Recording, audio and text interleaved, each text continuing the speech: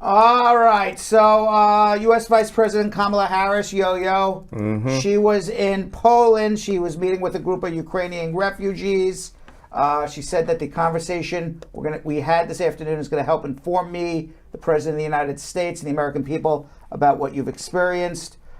She thanked the group for your willingness, your courage, and your time. We're here to support you, and you are not alone. We around the world are watching. The United Nations is now estimating more than 2 million refugees have left Ukraine in the last 2 weeks. She had a busy day today, Kamala. Right. She met with the Polish president in the wake of the disconnect between whether Poland was going to give MiGs, which are the Russian fighters, to Ukraine, and the United States vetoed it because apparently Poland decided to do that before getting agreement with the United States, because Poland thought they were getting more advanced planes from the United States, which was one problem, which was how is the United States going to replace the planes that Poland's giving Ukraine? The other problem is that how are you going to get the plane from Poland to Ukraine without getting... You gave your theory. I gave my theory, and really, if the Polish president didn't say anything, and they just kept it quiet, and they just disassembled the plane, drove it across the border, which maybe they're doing right now, then nobody would know where these planes came from. Right. All of a sudden, the planes are in the sky. Nobody knows where they came from.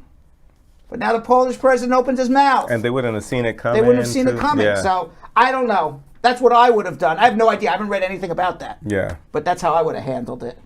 But nevertheless, right now, Ukraine does not have any more planes. They're requesting air cover. They want NATO to close the skies over Ukraine. We talk about that every day. NATO does not want to encourage Russia into a world war.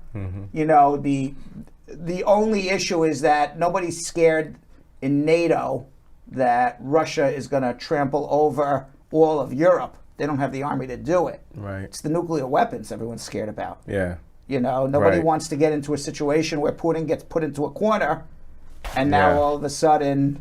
That's definitely nothing that I want to see. Anybody wants to see. Right. You know, Zelensky said Putin's bluffing. Why would he shoot off a nuclear weapon? Because then he would basically be annihilating all of Russia.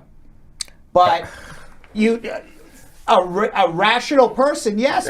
But I don't know how rational we are anymore here. I feel like this whole situation is very irrational. So the whole thing with nuclear weapons, I just saw Kim Jong-un. Yeah. He's about to test in North Korea, another irrational person.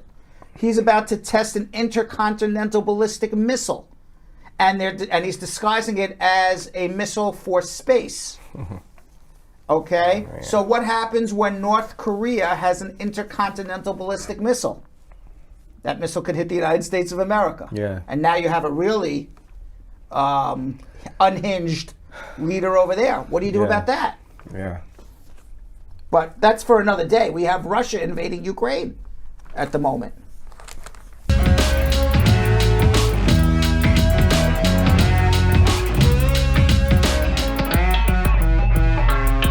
Thanks for watching. For more Bradshaw Live, like and subscribe to our YouTube channel.